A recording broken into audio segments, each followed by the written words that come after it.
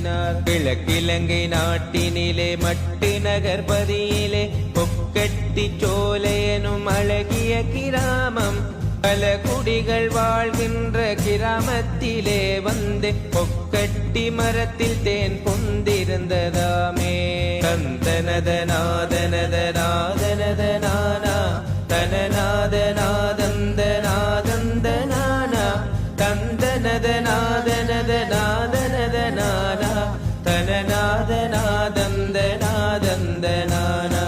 தேந்தனை எடுக்க வெட்டிய போது இரத்தம் வடிவதை கண்டுமே மக்கள் பயந்தே பார்த்திருந்து பதற்றமும் முற்று சிவலிங்கம் காட்சியும் கண்டு மகிழ்ந்தனரே. நித்திய பூசைகள் சிறப்பாக செய்தே ஆலயம் வளர்ந்தது, அன்பும் நிறைந்தது, ஐயனும் அருளை பொழிந்ததனாலே அவருடைய புகழும் உலகில் பரவியதே. தந்தனதநாதனதநாதனதனானா தனநாதநாதந்தநாதந்தனானா தந்தனதநாதனதநாதனதனானா தனநாதநாதந்தநாதந்தனானா. போர்த்துகேயராட்சியும் வந்து சேர்ந்திடவே வந்தான் வெள்ளை காரனும் அங்கே கோயிலை உடைக்க போவதாக கூறவே பூசகரும் சினந்தே உடைக்க மறுத்தாரே.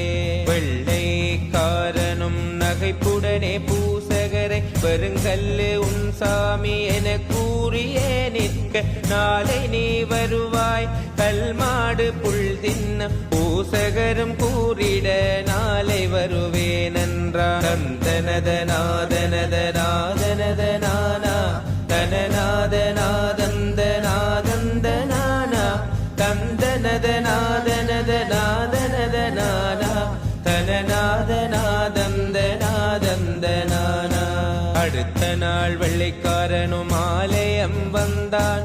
புல்கட்டை எடுத்து நந்திக்கு நீட்ட உயிராய் மாறியே புல்தனை தின்றே சாணமும் போட்டு மீண்டும் கல்லாய் மாறியதே. திகைத்து நின்று வெள்ளையர்கள் பயந்தே நடுங்க புறமுதுகு காட்டி மதில் தனை உடைத்தே வேகமாய் குதிரையில் பறந்தோடினாரே.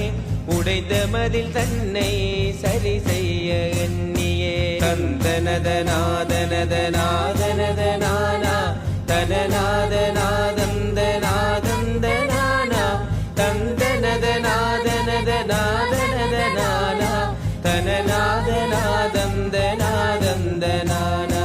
பொக்கட்டி சோலையில் தான் தோன்றி அதனாலே வெள்ளையனை ஓட வைத்து அற்புதம் செய்ததனாலும் பொக்கட்டி சோலை தான் தோன்றீஸ்வரர் எனவும் நாமமும் பெற்று வந்ததுவாமே.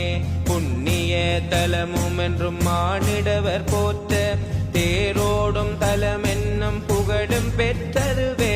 மக்கள் குறை தீர்க்கும் நாயகர் இவரே, அன்பு சிவமே சிவமே சிவபெரு